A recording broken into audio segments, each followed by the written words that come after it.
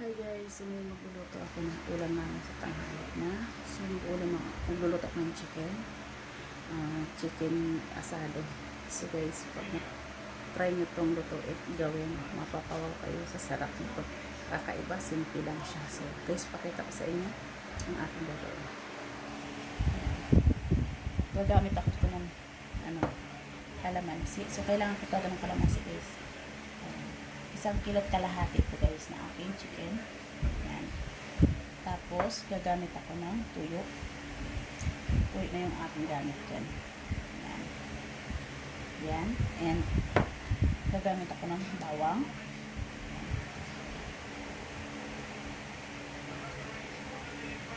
So, gagamit ako ng asukal. Unang-una gagamit ako ng banana ketchup. Ayan, para manamis na maasim-asim ang anin.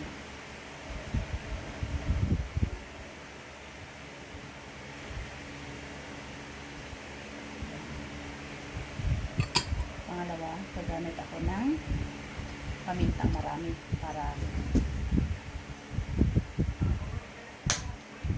kailangan ko marami para maanghang yung impact niya. Sa halip na sili, mas gusto ko to. Mas nakakaiba. Ayan. Ayan na siya guys. Tapos, imimix ko, no? Pero maliskis ang kamay ko, no? Mabuti pang manok, minamassage. Pero nagluluto, tigang na. Walang nagmamassage. Joke. Tigang na. Ay, lang guys, pero ito talaga guys. Ayan. Buti pa itong manok. Minamasad-masad. Hindi, kasi ako ganun.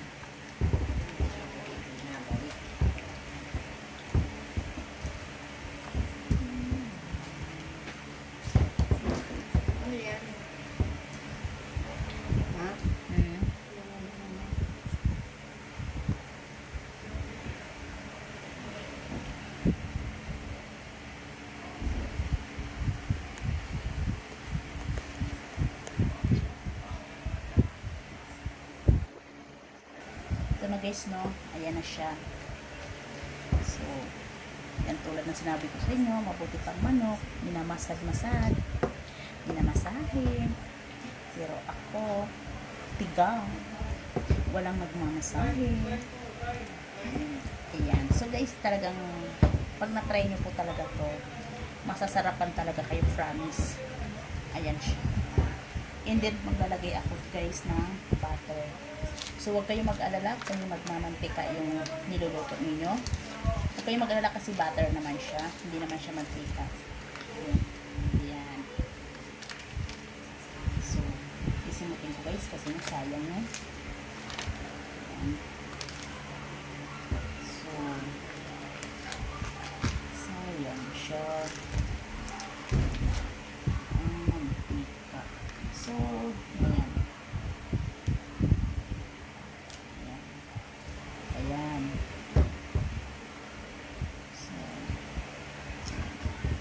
So, guys, dapat nakababad siya ng 1 hour para mas malasa, guys. Ayan.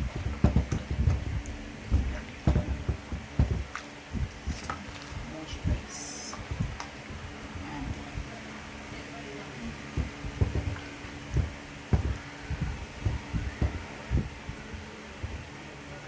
So, guys,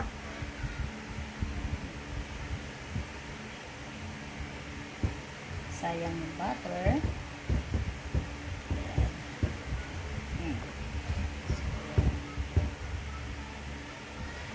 So guys, okay.